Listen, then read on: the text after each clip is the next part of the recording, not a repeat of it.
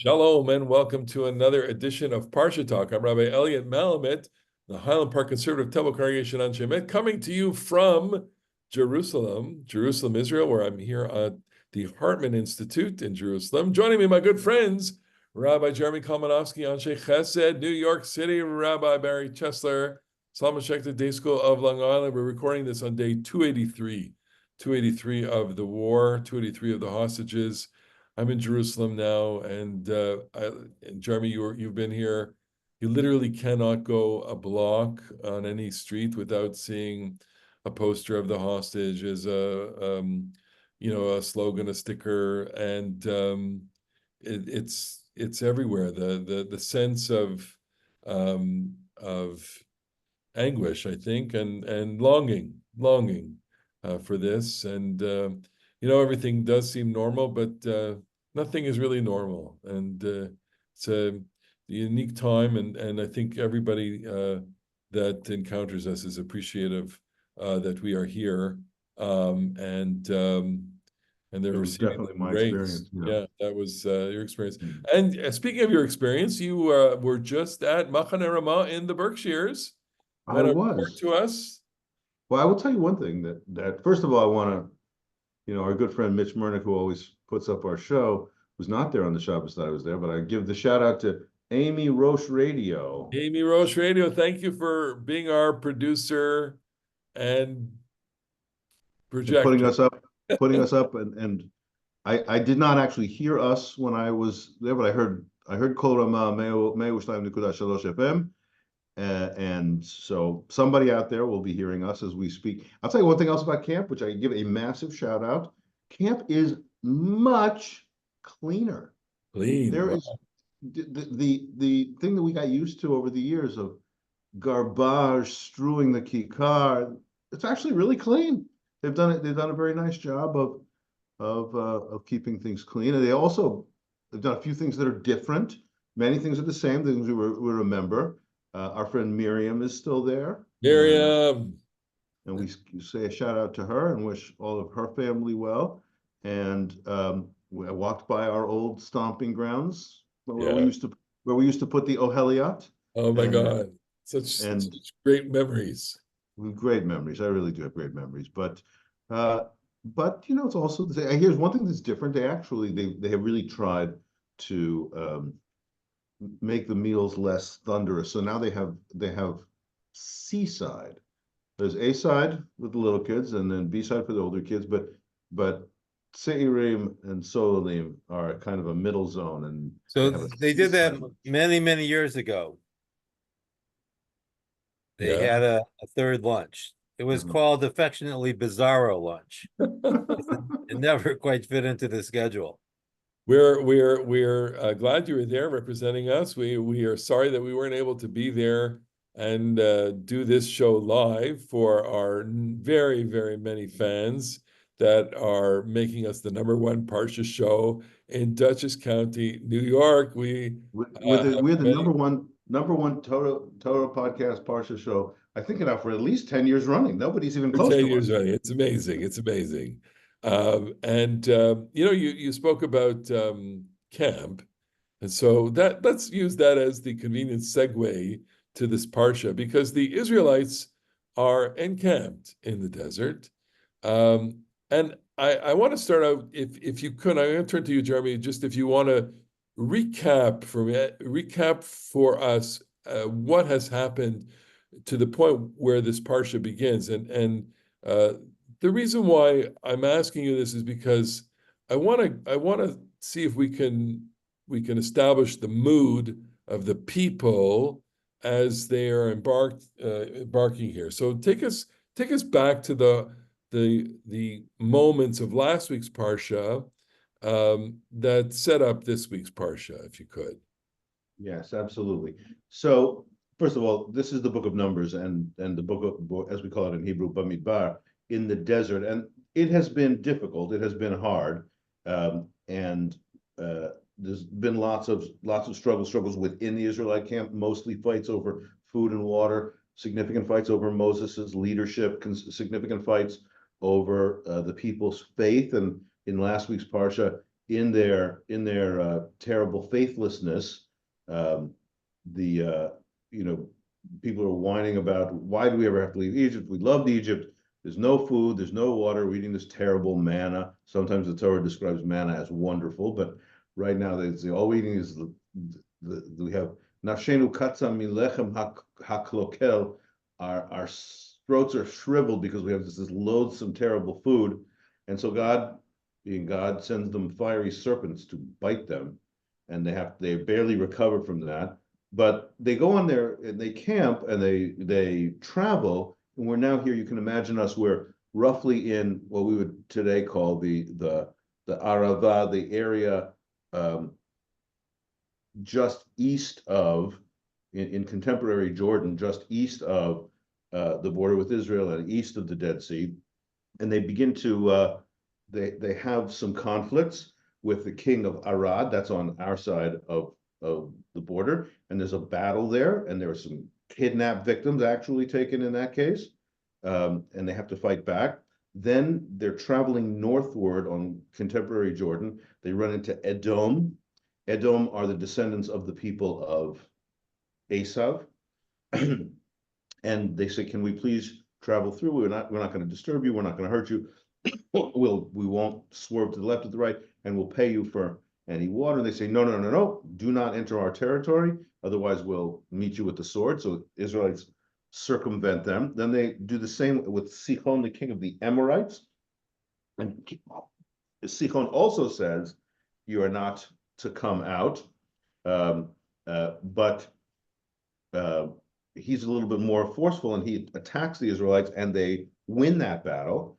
And then they capture all the land on the Amorite towns,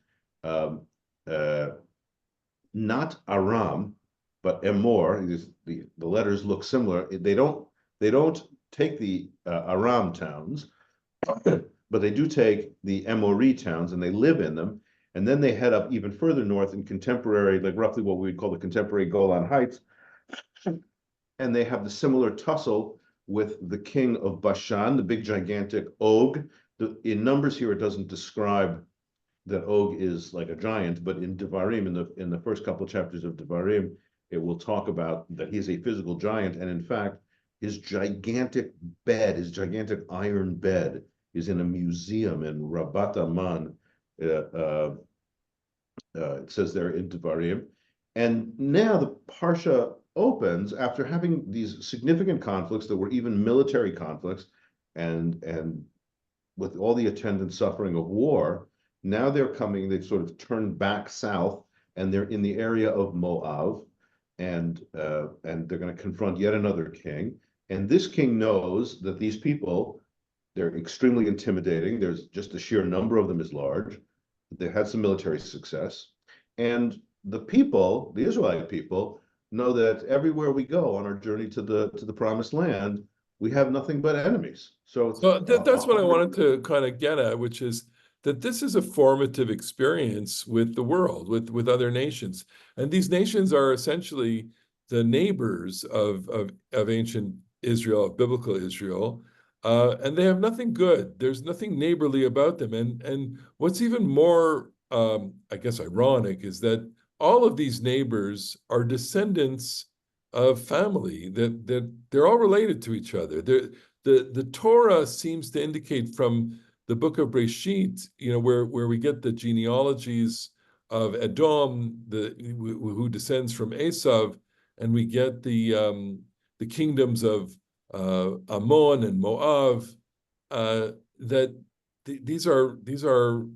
cousins, second cousins. These are relatives, and the Israelites' experience is going to be negative. And I keep wondering, again, I want to personalize the text. Think of it as, we want to see ourselves in the story. So if we want to see ourselves in the story, having been rebuffed from the kingdom of Edom, having had a war with the Canaanites, and now in this parsha,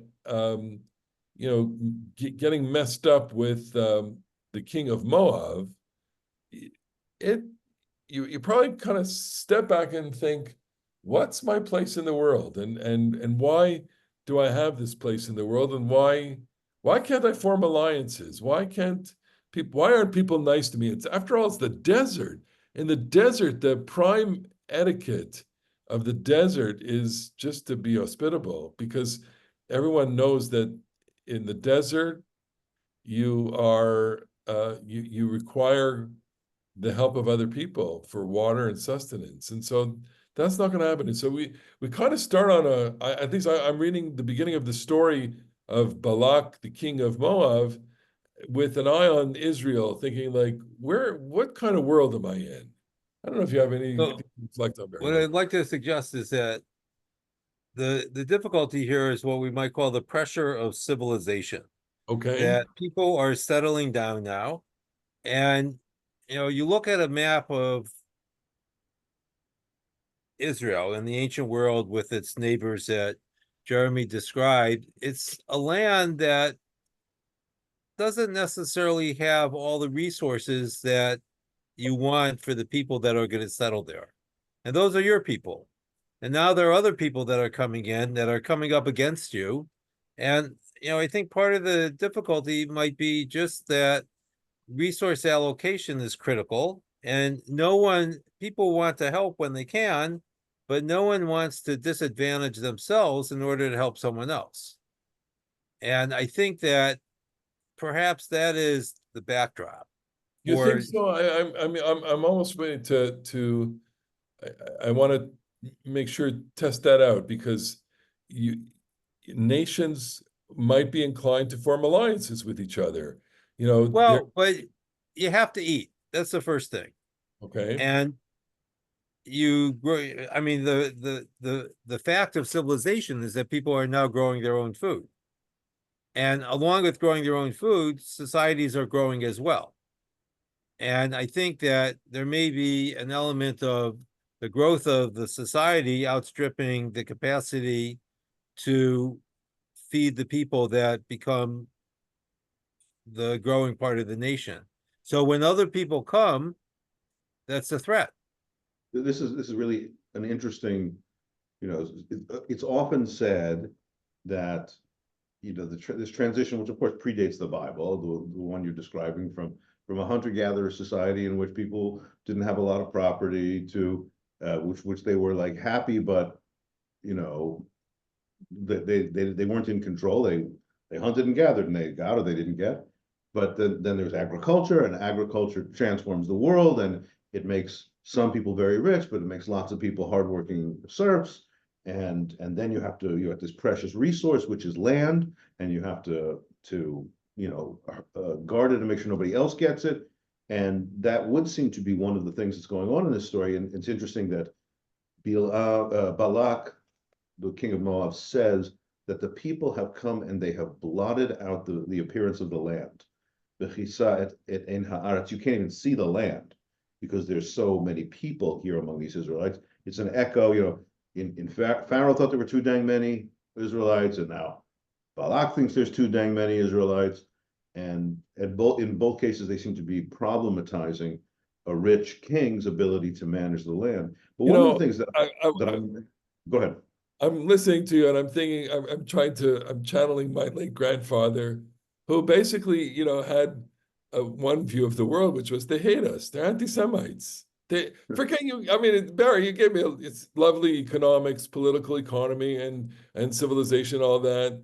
And Jeremy also, and I'm thinking like my Zaidi Sali would say, they hate us, They anti-Semites. don't all hate us. Okay, so They don't that's all a hate few us. thousand years later. But I think, getting back to the Parsha, if we might, with all Yes. due respect, of course, to your Zadie, there's also a fair amount of miscommunication going on as well. Okay, so People are talking and not necessarily hearing what the other person is saying and doing things based on their own assumptions without ever considering that someone else might make different assumptions and come to different conclusions. And that may also include your Zadie's comment about they all hate us, because sometimes the hate isn't really hate, it's misunderstanding. all right, let's leave it silent. Wait, I just want to pursue this a little bit. Of course, a 20th century Jew who maybe has his own immediate memories of Eastern Europe and certainly knows what happens in the Nazis, I get why people would say, you know, your good rule of thumb as a Jew is they all hate us. But they don't all hate us. And the story of this parasha will end, in fact, with some intimate connections between Jews and non-Jews. And I think that a question that I have about this parasha is, to what degree Israelites, biblical Israelites, the voice of the Torah itself, wants to have alliances with these people, or wants to be sure that we are, not walking bechukotehem, that we're not walking in the chukot hagoyim, that we're not following the ways of those other people. Is our consciousness that we are totally unlike you? And if that's the case, then it's not so strange that Sichon or Og want to have nothing to do with us, because we won't have anything to do with them either. So maybe that's the central theme here of this parsha, or maybe it's a central theme in the Torah in terms of when this nation gets established, what is its role going to be in the world, and what is its relationship going to be in the world? And we'll touch on that in a second in the prophecy that Bilam mentions. This people is a people that dwells alone, but you can't be a people that dwells alone. So just let's go into the parsha. Balak, the king of Moab, sees what has happened to the other nations, and he tries to enlist Bilam, an itinerant prophet, to curse Israel, basically to change tactics. He's saying, I acknowledge the fact that I'm not going to win on the battlefield against them. Let's see if we can use some of the divine prophecy, and let's see if we can get a curse against them. That's the field of battle here. Bilam refuses. Balak again entreats Bilam. He refuses, and finally, God makes an appearance here, and God basically says to Bilam, "Yeah, let's see what happens. You go ahead, go ahead." And there are a lot of lovely lines in the lead up. I just want to highlight at least one of them, which is that you cannot curse this lota oratam kibaruchu, this people that Balak wants to curse, namely the people of Israel. They're the Teflon people. They have curse immunity. You can't curse the Israelites because they're blessed. And you know what? I turn to this every year, and I always get a kind of heartwarming feeling out of that, because here's this relationship between God and the people. God has been constantly punishing them, and they're rebelling against God, and they're complaining, and yet here in this moment, he says, I can't let you do that to my people. Right. Right, but I think that we have to think about what the phrase actually means. Okay. I think a better translation might be, you better not curse them. Because if in fact he does curse them, bad things will happen to them, because that's the nature of the curse. It's not that God can prevent bad things from happening if Bilam curses. God can only stop Bilam from cursing by, I think, threatening him. Well, I'm reading this verse 12, chapter 22, right? Do not go with them. Lo ta'oratam, do not curse the people. Kivaruchu, they're blessed. Yeah, I take issue with your benign reading, because I think that if in fact Bilam did curse them, something bad would happen. Because the nature of a curse is that curses are effective because they're curses. Right. In a similar way, perhaps, last week when Moses hit the rock, water came forth. One might have thought if Moses did something wrong that no water should have come forth. But it does, because that's the way it works. Okay. Jeremy, you want to weigh in on this? Yeah, I mean, I could see your reading, Barry. I mean, I think that the typical way that the Mefarshim read it is the other way, which is that this people has been inherently and already blessed by God. Um, and so Hashem is affirming to Bilam that like this is the plan, and that's what's going to happen. God is going to take possession of Bilam's mind and mouth and make him say good things.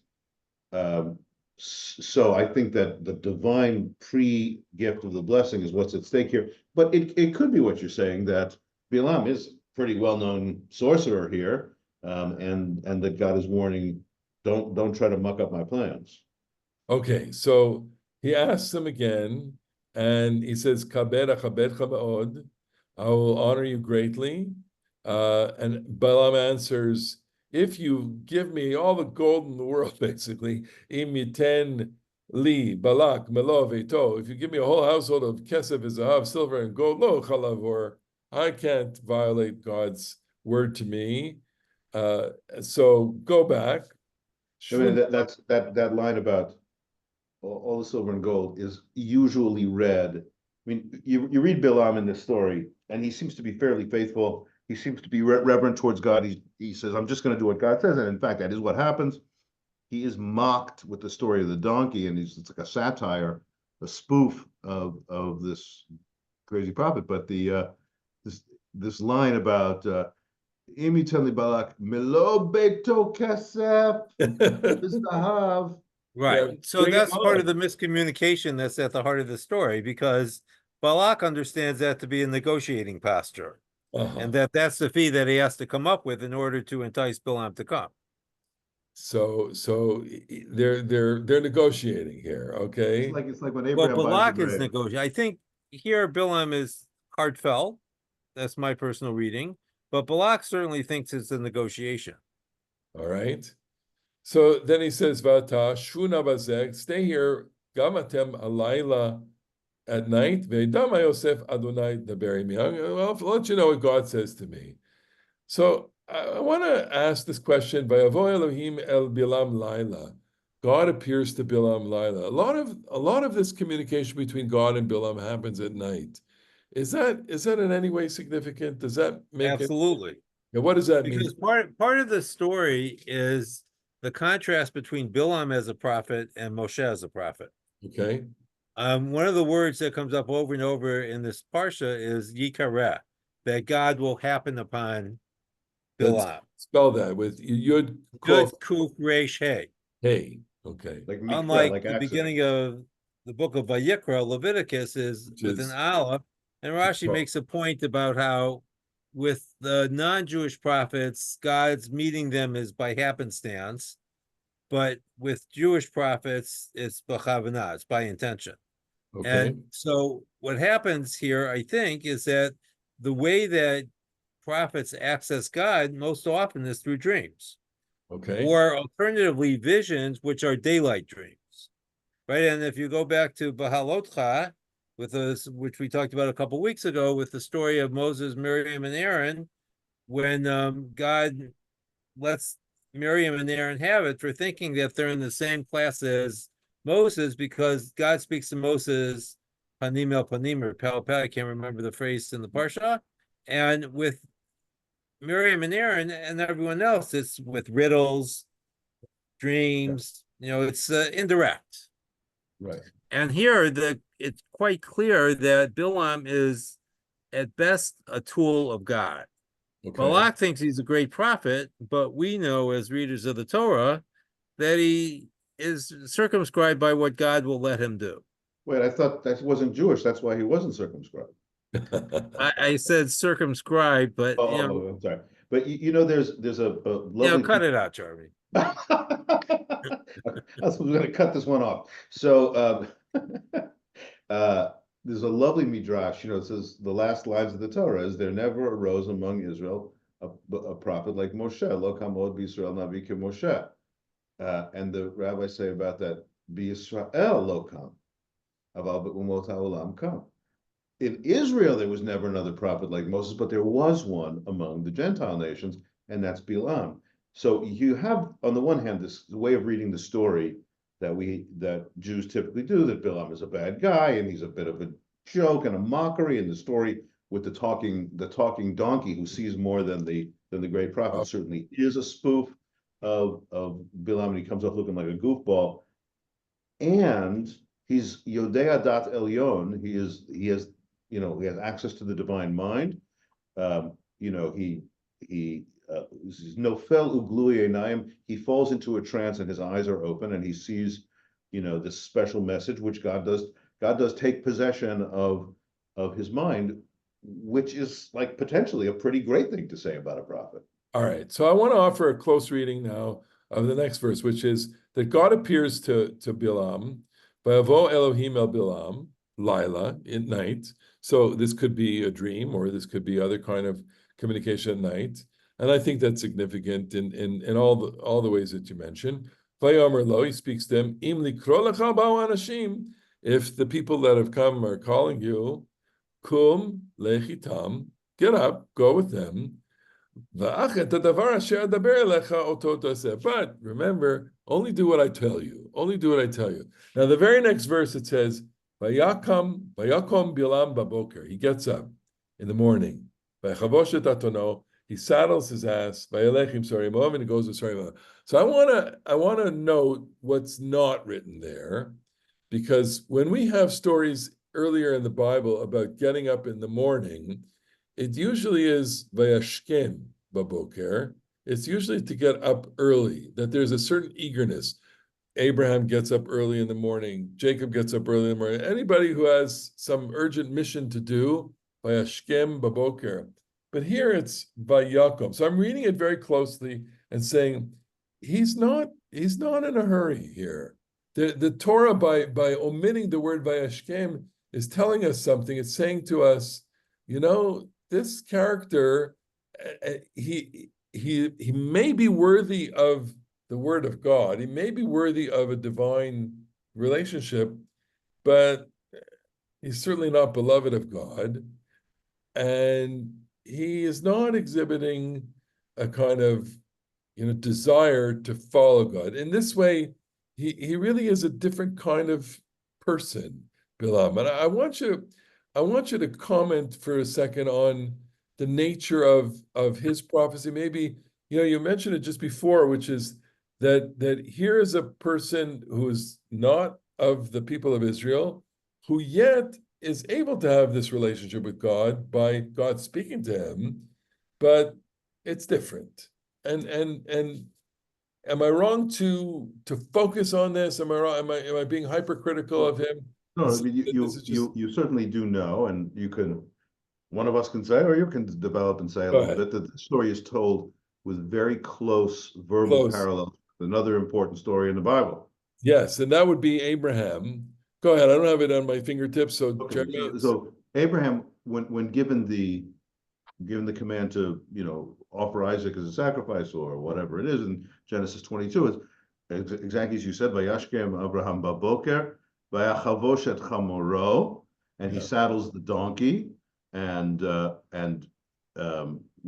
takes the wood and the fire and Yitzchak beno and his son Isaac. And here we have Vayachum Bilam baboker Vayachavosh et atono. Abraham has a male donkey, Bilam has a female donkey, and he goes with Shnei Ne'arav imo. Bilam goes with his two young servants, as exactly as Abraham has gone with his two young servants. And so what Numbers 22 has done in telling very closely using the same words in the parallel of Genesis 22 is contrasted Abraham's great devotion, his super commitment to following God's path, even at great personal sacrifice, and in contrast, Bilam's going off on a mission that is, at least at this point in the story, ostensibly to curse this people, or at least to give whatever kind of curse-ish, get paid to give a curse. The rabbis in the Pirkei Avot say, they have this lovely saying, Ahava b'sin'ah, Ahava mekalkelet ashura. Love breaks the rules.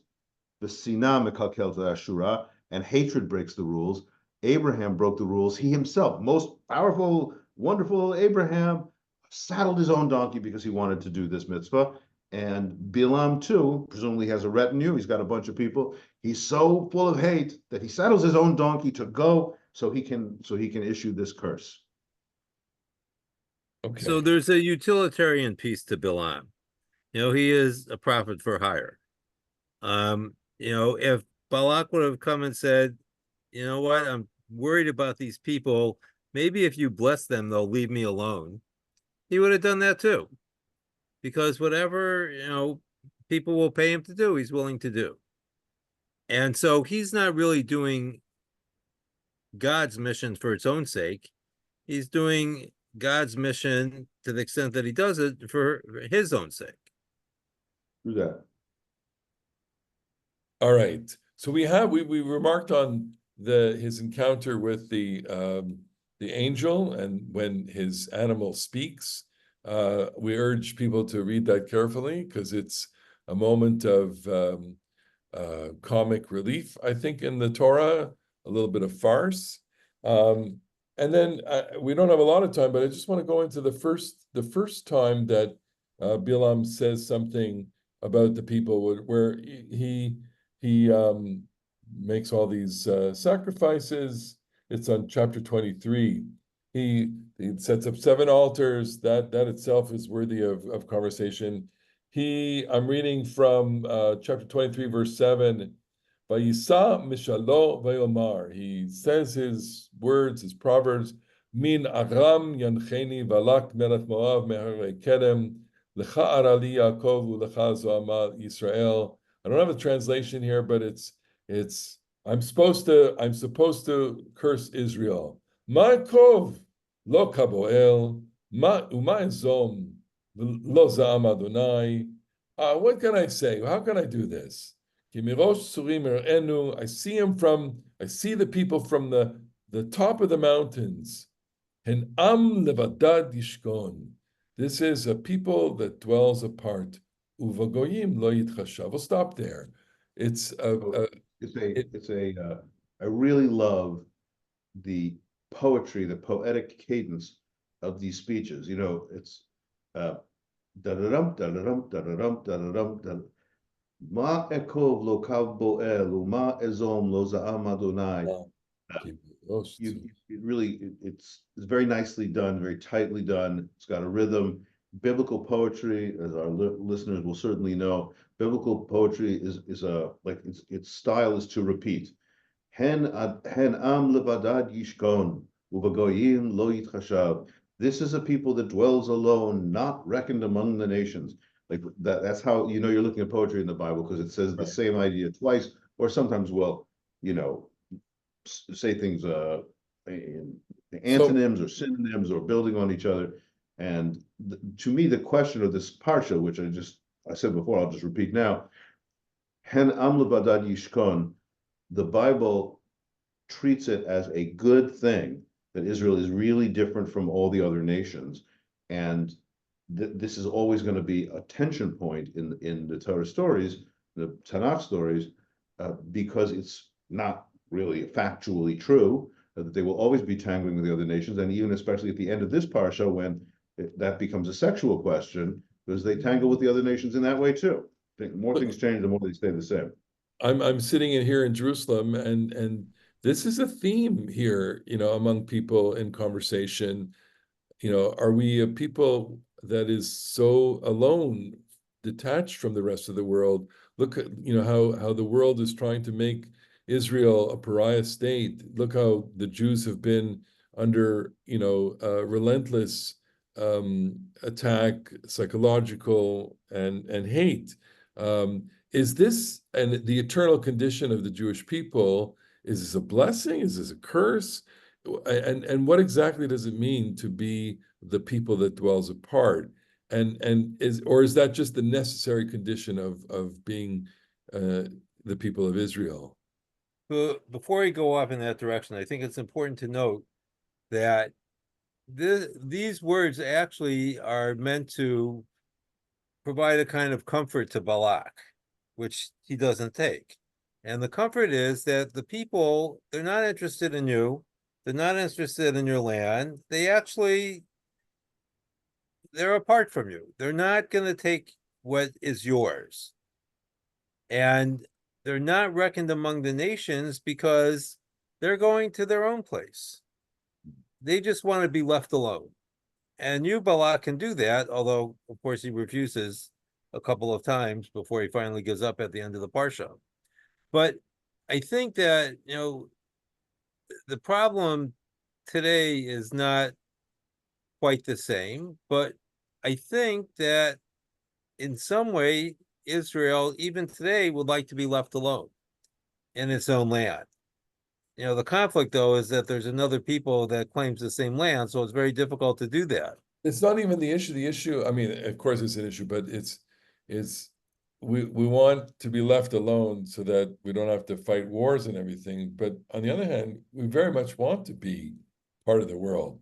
I mean, Zionism itself tries to reconcile these two contrary forces. One is to be normal among the family of nations, which is to have normal relations, to have economic bonds and trade partners and alliances with other countries and other nations. And on the other hand, to be somewhat, unique, and to actually live in your own land and to cultivate your own culture and to be a people that is apart. I had last week I had a meeting with a younger member of our community who is, shall we say, not a Zionist. And she said that she made the argument that about America, about Israel, when you think of that your nation is exceptional and just not like all the other nations, you tend to make some bad choices. She was making the argument that because Israel is this is an anti-Zionist argument, because Israel is identified with Jewish people, Jewish culture, it will always have second-class citizens, and there is no country in the world that successfully has second-class citizens without discriminating against them and oppressing them and ultimately valuing their lives less. And while I don't accept that as an analysis of the problems of the state of Israel, I think it's a good kasha, good question. And if you set up a goal of exceptionalism, you're gonna fail because people are people. And what are the ways in which that distorts your journey through the world? And I'm thinking about this in particular to the question about what in the neighborhood where you are right now, not exactly in your neighborhood, but not far from it, there's a street called Kaftet Ben November, because the 29th of November, 1947, is the date when, wait for it, the United Nations said that Israel could be a country. And that is like a great thing in the history of the Jewish people. And it is dependent upon our membership in the community of nations. So the United Nations was real important to us then, and we would like it to please shut up now. And it's not going to work that way. But no, my son lives on, and his family live on 29 November. They live at number 33, Kaftet Ben November. Anyway, so I know we're running late here, but I think these issues are really powerful issues. And of course, what Bilam will continue to say in the rest of the Parsha and in the lengthy curses that he tries to utter, they're not curses, they're blessings, they're characterizations of the people that I think, as far as at least one of them, we continue to recite it every time we walk into a synagogue. Matovu Alecha Yaakov. We remember Bilam. It's an ironic thing that here the Gentile prophet who was supposed to be paid a lot of money to curse Israel becomes the prophet whose words are recited as a Jew enters the synagogue. Matovu Alecha Yaakov. How goodly are the tents, O Israel. Yeah, Jacob, and how goodly are the conversations that we have here. And with that, we want to say how goodly are the tents in the Berkshires. Thank you, Camp Ramah in the Berkshires. We hope you are enjoying this. And thank you to all of our viewers, our listeners, for giving us your time. We truly appreciate this and honor you for that. Have a great Shabbat, everyone. And we'll see you next week on the next edition of Parasha Talk. Shabbat Shalom. Shabbat Shalom. Bye-bye.